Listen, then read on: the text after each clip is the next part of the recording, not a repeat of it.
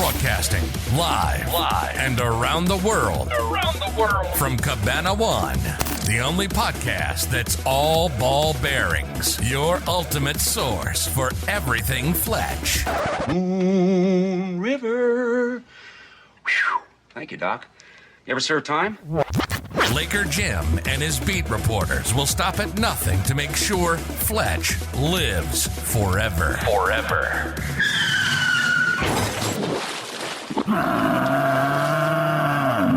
They don't shower much. This is FletchCast. Thank you, Sammy, and welcome everybody to FletchCast. I'm your host, Laker Jim. Joining me are two men who parked in a handicap spot on the way over, actually on a handicapped person, Jake and Big Bob. Boys, it's the holiday season, and our annual Fletchmas episode is upon us. I'd run over anybody to get here. Fletchmas is my favorite time of the year. I wouldn't miss it for the world. Plus, you told him you'd be out in 5 minutes, so that's not such a big deal. I didn't say I'd be right out. I know this takes a while, so I just have to be patient. And it's nice to have old Big Bob back, too. Oh, that's right. Bob was not with us last episode. Thank you so much. It's so nice to be back in time for the holidays. I am excited. We have a lot to discuss. Were you off track betting in the Himalayas? I couldn't remember. Is that where you were? No, not this time. No. Not this time. Okay. Something sewage related, I'm sure. You're getting warmer. Yeah. Well, boys, as we kind of close the year of 2022, we have to reflect on what an amazing year for Fletch this was. Really, one of the best Fletch years of our lives. All things considered, we had a new movie. Yeah. And it was good. It didn't let us down. Yeah, I agree with LJ. I mean, this was probably since the premiere of Fletch Lives that we've had a new movie, a successful movie.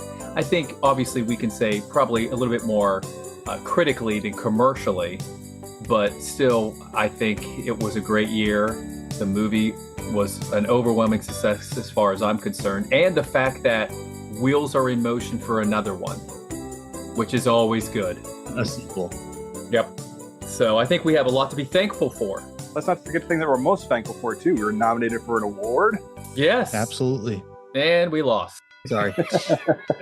We'll do better next year. I didn't want to forget to mention that last year on the podcast, we announced that FletchCast had broken the top 10% of all podcasts. Oh, yes. This year, we're even prouder to announce that FletchCast is in the top 5%. So out of 2.5 million podcasts, or however many are out there, FletchCast is in the top 5%. Think about that. And that's not us. That's all you guys. So thank you so much for the support. We could put out the podcast, but if no one's listening, if nobody cares, it's worthless. Yeah, exactly. So thank you. You guys earned it. Let's get even higher next year. I think we can do it. Yeah, and I think we have to thank those that take the time to come on the show. Greg Matola. We had, a great year. Bert Gilliam was here with Tim Matheson. I think it was just a great year for us, content-wise, and bigger and better things, hopefully, in 23. All right, boys. Well, we got a lot to go over, a lot to discuss. Why don't we jump right into the news? I know everyone has fortune fever. Yes. But we got some OG Fletch stuff to talk about. Up next. The Jane Doe Report. I'm turning the story over to a professional reporter.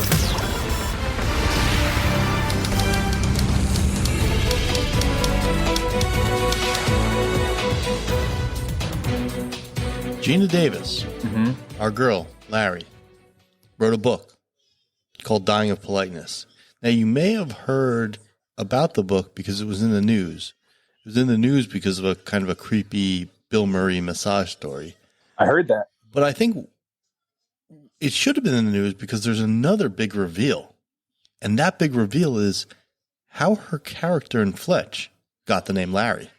I love that she writes a tell-all heart-wrenching story. And for me, the takeaway is, but there was a part about Fletch. No, I agree. That is important to us, considering our content. So let's talk about that. We obtained an exclusive audio clip of the Fletch part of the book read by the author herself. So let's take a listen to that, and then we're going to get into it. Dying of Politeness, Geena Davis. Fletch was a movie starring Chevy Chase in which Fletch, Teve's Los Angeles Times undercover reporter character is on the trail of a man who, for some reason, wants Fletch to kill him. It's complicated, okay? I managed to get an audition for the female lead, but though the producers really liked me, "You're so funny, we love you," they also said, "You're just not conventionally pretty. You don't look like the girl you'd expect a lead character to fall in love with." To still have me in the movie somehow, the producers turned the role of the newspaper morgue chief, Larry, into a female so I could play it. I liked the name so much, I told them not to change it. I had gone from Pat in Fantasy Island to a woman called Larry via one Dr. Melba Bozinski. So there you have it. Now, those are three names that I love. I don't know about you guys.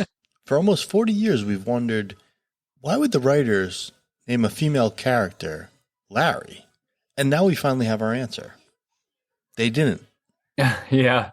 And now, even though it was a very short paragraph, there's a lot to unpack here. Number one being that the role of Larry was originally written for a guy. Really makes me wonder who they could have cast. You know, I'm always on top of that. But how great is it that she stuck to her guns, too, and said, stick with the name? I mean, if they would have changed that name, we would have lost so many great quotes, you know, to go with that name. I love your body, Larry. And how about the fact that she mentions that the character was originally the morgue reporter? Yeah, which was never anything in the book. Does a morgue reporter write obituaries? Is that what it's, you know? I thought that was like the lowest form of reporters. That's where they started, with writing obituaries, you know? Is that what they do, a morgue reporter? Is that their main job, is to write the obituaries? I have no idea. I'm just spitballing. I think you're right. But, you know, that also gives us more background on the character of Larry. Not only have we always wondered about the name, we've often wondered what her role at the paper was. Yeah. Was she Fletch's assistant? Was she a journalist? Was she an intern? Was she under Frank in some way? And now we find out that she was a morgue chief reporter. Yeah, because I would just assume she was just like, almost, I thought she was like Frank's assistant. Mm-hmm. Almost like a gopher, you know, or almost like an intern. Yeah. Just learning the business. It also gives you a little insight into why she's so excited to always be helping Fletch. I mean, helping Fletch in everything exciting that he does is a huge step up from having to be around dead bodies all day. Especially, you know, if they're outside of Louisiana. Any mail for me? And plus, it lets us imagine, what if she got the role of Gail? We would have had Geena Davis in the role of Mrs. Stanwyck had she landed the part. Yeah, and I can't see that. I could see it to a degree.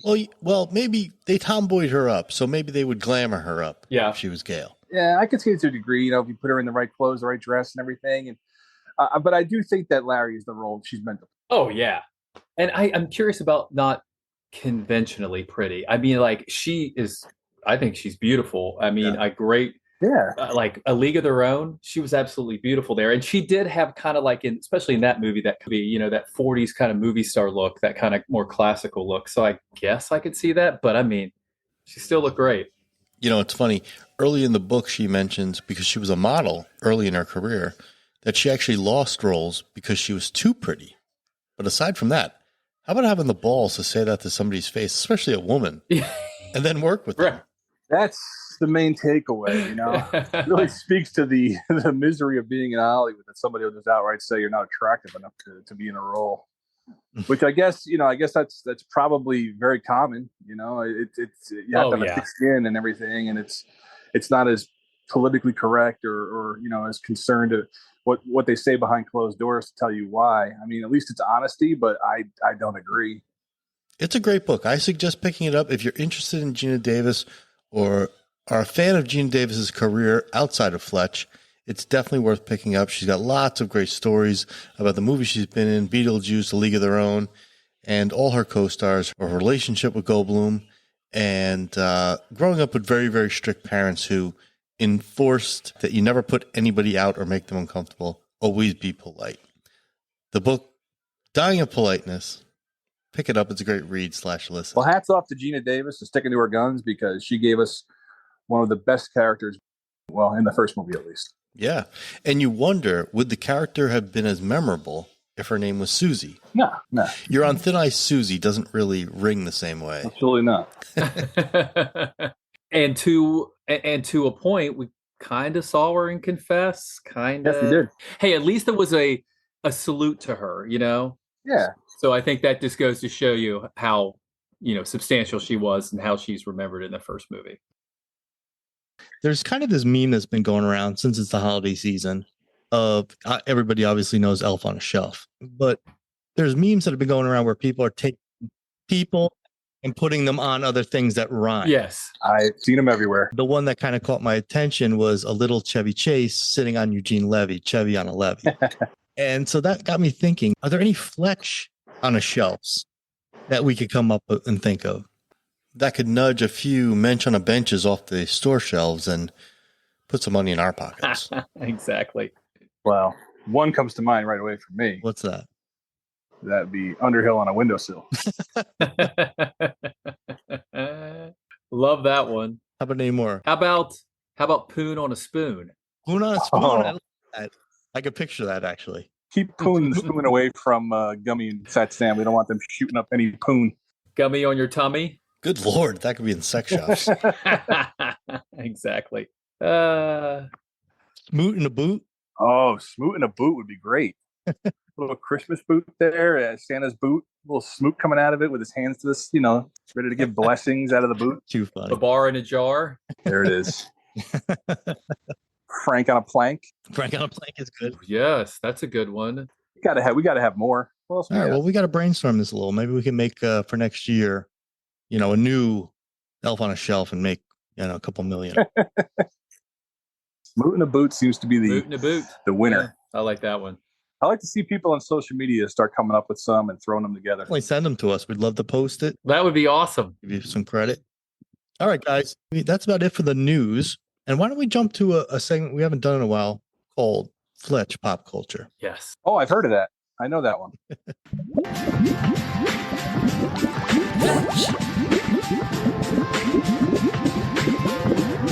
Fletch Pop Culture. As I've always said, this is one of my favorite segments because it really is amazing to find Fletch references out there in the world outside of the Fletch movies and novels. So, Bob, give us a good one. It's the holiday season. Dig down deep.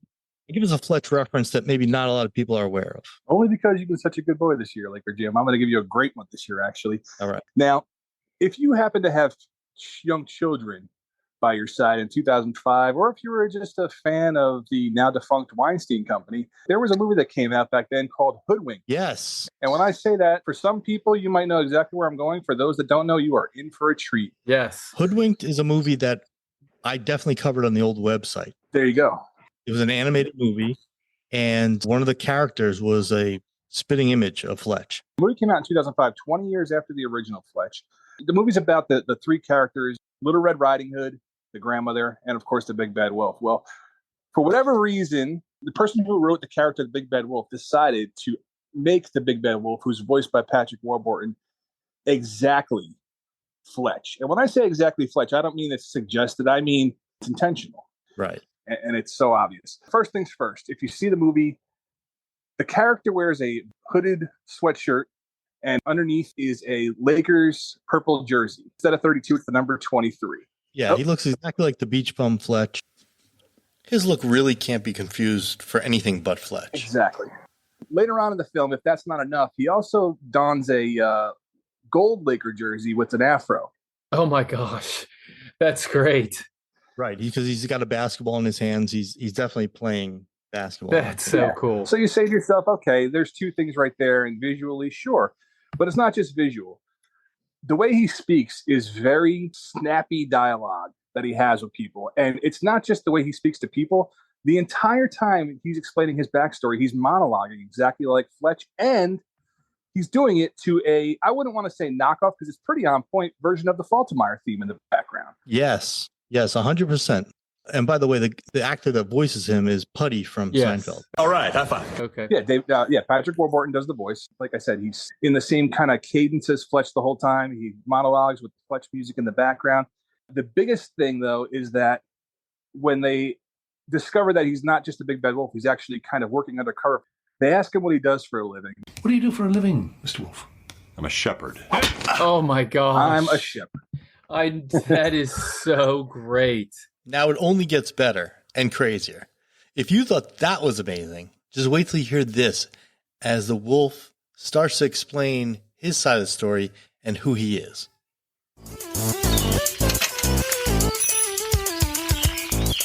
I'm an investigative journalist. You've probably read my column, Facts and Fairy Tales.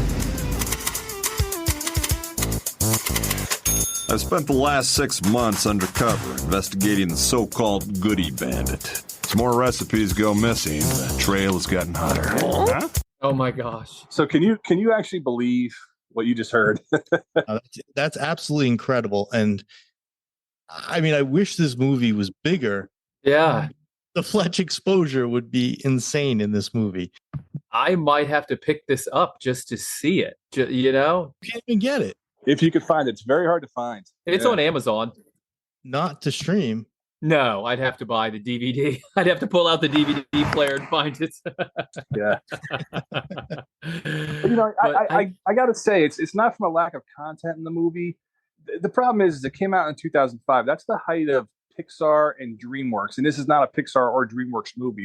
The scene I love the most, which kind of really got me, is at one point he's in disguise and he's undercover and he's trying to bait out information from one of the creatures in the woods, and he's got a neck brace on, and he begins to they begin this to tell the story about how he was so surprised, and boom, somebody opened the door and whack. That's very Poon-like, actually. He looks like Poon. He's got the glasses, rambling about what happened to him. Yeah, okay. Let's take a look. I want to hear it. And I'm talking hot coffee, all over my neck. Very, very painful. You know, people think a health board examiner doesn't lead a dangerous life, but I will tell you, my furry friend, food is dangerous. So that's why Kenny told me to come down here and take a look. Who? It's your boss, Kenny. You mean Earl? Well, that's what Earl said. He said, Kenny, come down here, and so here I am. What did you say your name was? Shaw, Rick Shaw. I'm in from Japan. A nod to Mr. Poon. Definitely. So watch this. Watch for that. Yeah. Well, actually, I'll play it. There's one scene where he's got a tape recorder, and he's recording questions into the tape recorder, just like Fletch does on the airplane. I was starting to have my suspicions. Question: who does she move the goodies for? Where they come from? Where are they going? And why the hood? Whoever wrote this had to be a humongous fan. Just as you say that, I'm looking it up. It looks like Corey Edwards is one of the writers, and it looks like he hasn't really done a lot of other movies. It looks like maybe some more animated stuff. It looks like he is definitely, obviously, a Fletch fan. It doesn't say anything courtesy via Wikipedia, but yeah. There's obviously a lot of, winks and nods to Fletch, and I cannot believe that it has flown under the radar for this long that I'm not aware of it. So I just bought it on Amazon. I'm gonna have to pull out the DVD player and watch it. Yeah, that'd be a nice New Year's thing to do. Yeah, I am super excited. It's about 20 minutes into the movie where the wolf tells his story. That's where it really gets into everything I mentioned: the costumes, the outfits, the monologues, the music. The fact that he says he's an investigative reporter. About 5 minutes of the movie, from the 20-minute mark to about 25 minutes, you got to check this out. If you're a Fletch fan, you'll be happy that you did. I can only think of two possible scenarios how this even was possible. Number one, maybe the Weinsteins still had the rights to Fletch, and somehow their deal was different, and they had rights to the first movie where Ham and Mottola did not. Right. Or maybe this is protected by parody law. I know if you can prove you're parodying something, it protects you from any kind of lawsuit, under the Parody Act or whatever that's called. Right. That's the only thing I can think of, how this was even possible. But either way, great pop culture reference, Bob. This thing was loaded. There's a few others, not too many more, but definitely check out Hoodwinked. It's hard to find. Bob, this one was a treat to go through. Wow. I am blown away. Until next time.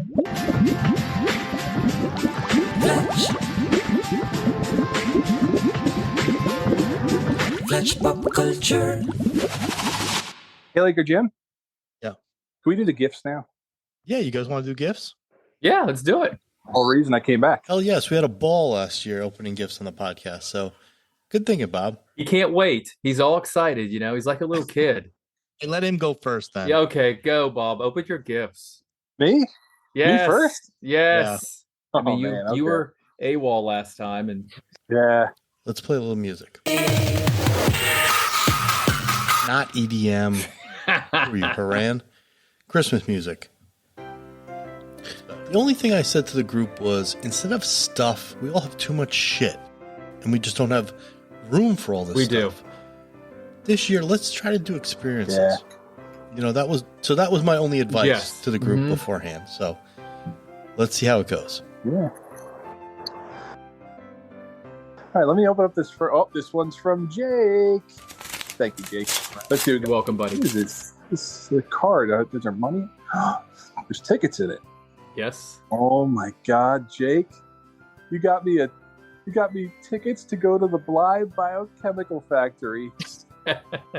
Oh my God! An unattended tour of the Bly Biochemical. I have to be on my best behavior so I don't whistle when I walk. Well, that was my question. Is I'm just a little concerned if that your hernia doesn't act up again, because I don't want you to be pissing blood and stuff like that. That would never be good, especially with your white suits. We don't want you to be pissing blood in your white suits. No, I'll wear the darkest colors. And thank you so much, Jake. That's so thoughtful. Jake actually sent me the link, and he was like, "What do you think of this for Bob?" Yeah. And what I thought was interesting was, you don't need a guide to tour the plant. No. You just kind of wander around wherever you want. Yeah, absolutely. And that's what I intend to do. That's dangerous. Yeah, this is going to be a great trip. Just here's the thing. Pull your file. Don't pull your pud. All right, let me open up the other gift from Laker Jim. It's not a competition. Let's just see what we got. Oh, this is some sort of a bracelet with a big wooden cross on it. Laker Jim, what is this? Press the little cross. Who's going to be the next one saved? Press the other side. Demons out! Bible Land. Another trip. I got the second showcase. And the price is right. I got 2 trips. To stay at the Heavenly Hilton as well. 2-night stay at the Heavenly Hilton on the off season. And you really splurged. Off season. Now, Bob, that bracelet with the cross and Jimmy Lee Farnsworth's face, if you scan that, it gets you first on any ride in the park. Oh, it's a fast pass, a Heavenly fast pass. Exactly. Oh, I can't wait for the religious people to look at me angrily and I ruin their trips. It's like, go ahead of them in front of the lines. This is going to be the best spring of my life when I go on 2 trips off season. And yes, it's off season. It's flood season, actually, but that makes Noah's Ark extra fun. Guys, I can't thank you enough. I don't need more crap around. I don't need more novelty teeth. So this is wonderful. You guys really went all out. I can't wait to see what I got you. All right, who wants to go next? Well, I'll go. Right. Here we go. This one's from LJ, and wow, it's big. It's like it's in a big rectangular package. Let me open it up here. Let's see here. Wow, it's taped up really good. Let me see here. Well, that's my signature. Well, yes, it's. Oh my goodness gracious! It's a cowboy print from Edgar Arthur Tharpe Jr. Wow! Look at this. Let me show it. Wow, this is great. I think this is original. Yeah, I think this is Custer's Last Stand, isn't it? Wow, it's fantastic. And Edgar Arthur. I mean, like the blood. It's just so realistic. I love it. I know you're redesigning your whole house in a cowboy theme. Yes, I am. And that southwestern motif, kind of like Thought it would fit right in. Wife's gonna love it. And that's rare. That's a 101. You know who's gonna love this theme too when it's all done? Hopalong Cassidy. Oh, you're right about that. You're right. No bow and arrows at Jake's house. And the scalping down here in the bottom right. Oh, when people walk in and see it, they're gonna love it. I mean, nothing says "Welcome to our humble abode" than a good scalping. So that's class. I mean, that is lovely. Thank you so much, LJ. I wanted to get you the biography, but it was sold out, so I figured, hey, why not just get the I don't know how you can top this, Bob. I probably won't. Here, it's very small, Bob. Is that Tupperware? Did you get this at the convenience store down the street at CVS? No. Yeah, you'll see. Oh.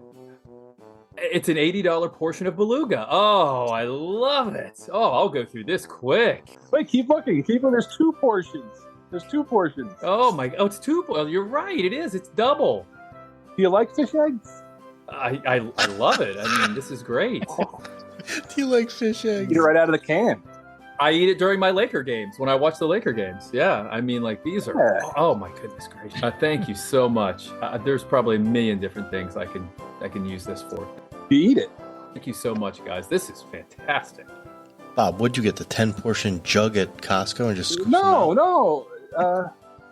no. How do you? And by the way, how do you measure out portions when it comes to beluga? I mean, like, is it like a tablespoon or what is it? Generally I just down it. Oh, I get you. I crack the can open. It's a little can. I wanted her Mr. Potato Head. That's what I really wanted.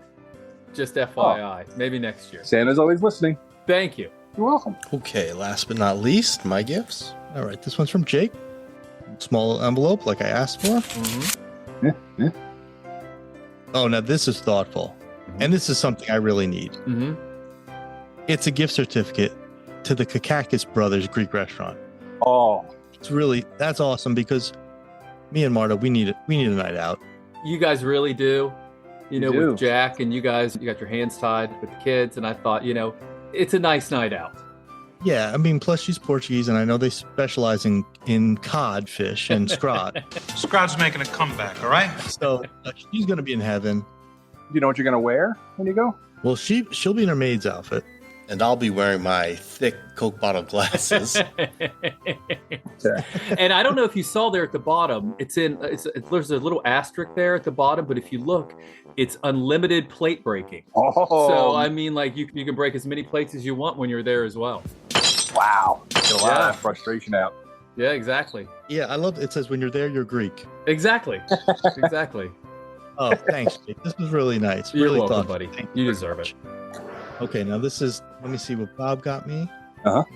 This one's leaking. Yeah. I appreciate that, Bob. Over my pants and carpet. Oh, this is awesome. You like it?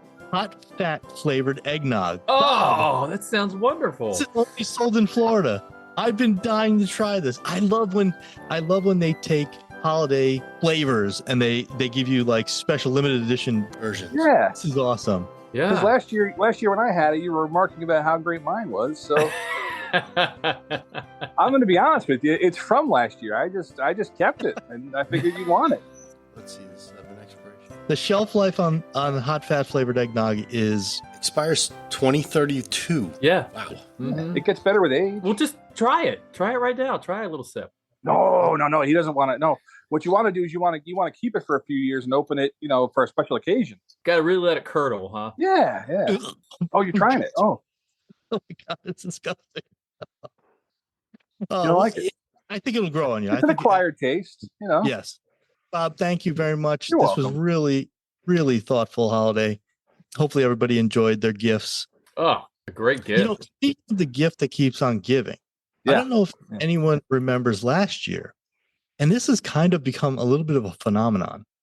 And since this is probably our last episode of the year, one thing I want to remind everybody is, if you want to experience something amazing on New Year's Eve, something we created called Moonriver at Midnight is something you want to experience. Now, yes, there are other movies that you can time out to have certain things happen at midnight. But if you want Chevy to get his finger up his ass and sing Moonriver at the stroke of midnight 2023.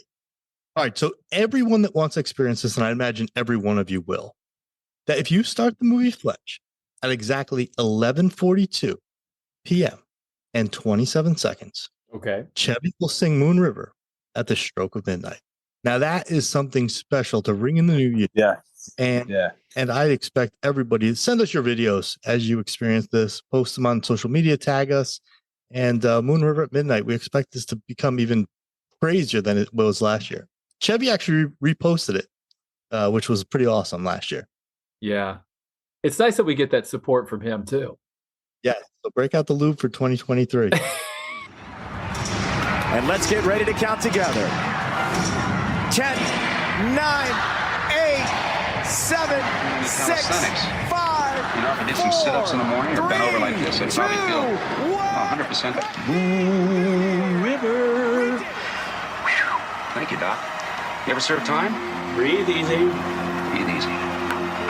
Easy little pistol. And that was something else I was expecting too. I'm a little disappointed because I gave you guys a list, and on it was lube and other things, and I just whatever. We just thought that was too easy. Yeah, I know. I am surprised. Yeah, so perfect timing. Guys, let me go get the door. Give me 2 seconds. I'll be right back. Oh boy, I'm getting nervous. Is it Rusty home from the Navy?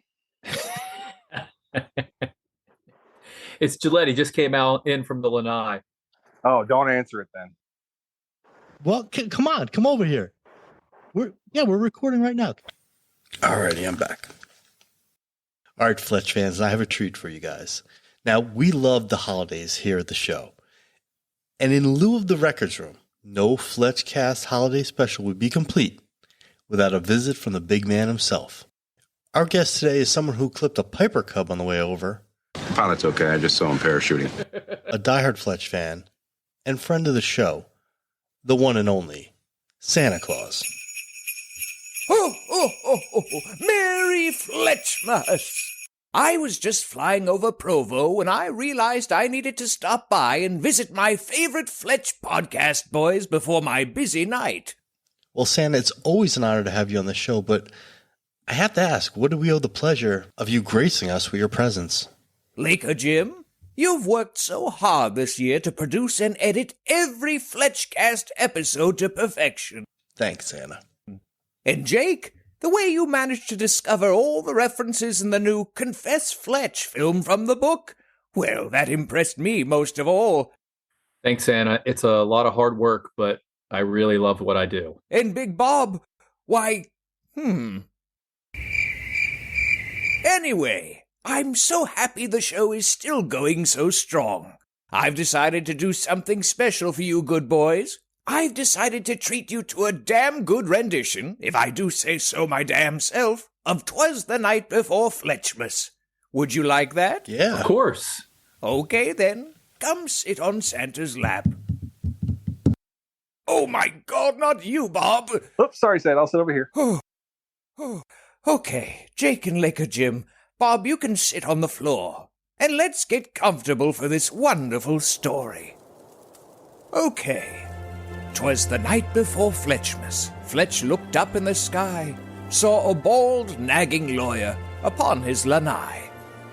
The Lakers up 10 when Fletch last took a look, and Kareem finished the game with his fabled skyhook. Fat Sam and Gummy nestled snug in the sand, with visions of waking up to Reds in their hand. You don't eat communists, do you, Santa? And hark, it's the Underhills, having dinner much later. As expected, Ted complained and shortchanged the waiter. When up in the records room rose a screech that would linger, Fletch sprang to be one to see Jellyfinger.